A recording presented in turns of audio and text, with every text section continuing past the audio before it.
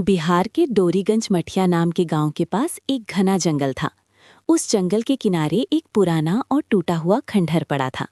गांव के लोग कहते थे कि उस खंडहर में एक बहुत बड़ा और खतरनाक काला नाग रहता है, इसलिए लोग शाम के बाद उस रास्ते से गुजरने से डरते थे। एक दिन गांव के 4 लड़के खेलते खेलते उसी खंडहर के पास पहुंच गए। उनमें से एक लड़का बोला, लोग कहते हैं यहाँ काला नाग रहता है, लेकिन मुझे तो कुछ भी नहीं दिख रहा। तभी झाड़ियों में हल्की सी सरसराहट हुई। सब लड़के चुप हो गए। धीरे धीरे एक लंबा काला नाग झाड़ियों से बाहर निकला। उसकी चमकती आंखें और फुफकारती आवाज बहुत डरावनी थी। लड़के डर गए, लेकिन उनमें से एक शरारती लड़के ने जमीन से एक पत्थर उठाया और नाग की तरफ फेंक दिया। पत्थर नाग के शरीर पर लगा।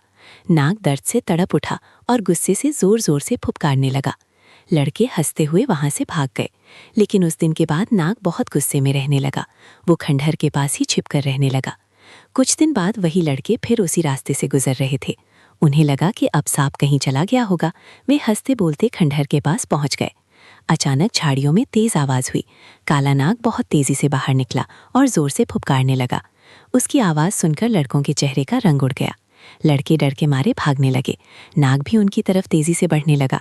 लड़के जोर जोर से चिल्लाने लगे, बचाओ बचाओ। तभी गांव का एक बूढ़ा आदमी वहां से गुजर रहा था। उसने ये सब देखा और तुरंत एक लंबी लकड़ी उठाकर लड़कों के सामने खड़ा हो गया। उसने जोर से लकड़ी जमीन पर मारी। आवाज सुनकर नाग रुक गया। कुछ पल तक वो फुफकारता रहा, फिर धीरे धीरे मुड़कर जंगल की तरफ चला गया। लड़के डर से कांप रहे थे। बूढ़े आदमी ने गुस्से में कहा, तुम लोगों ने ही उसे पत्थर मारकर गुस्सा दिलाया था। अगर तुम जानवरों को परेशान करोगे तो वे भी तुम्हें नुकसान पहुंचा सकते हैं। उस दिन के बाद डोरीगंज मठिया गांव के बच्चों ने कसम खाई कि वे कभी किसी जानवर को तंग नहीं करेंगे। सीख, जानवरों को बेवजह परेशान करना बहुत गलत है। हर जीव को जीने का अधिकार है।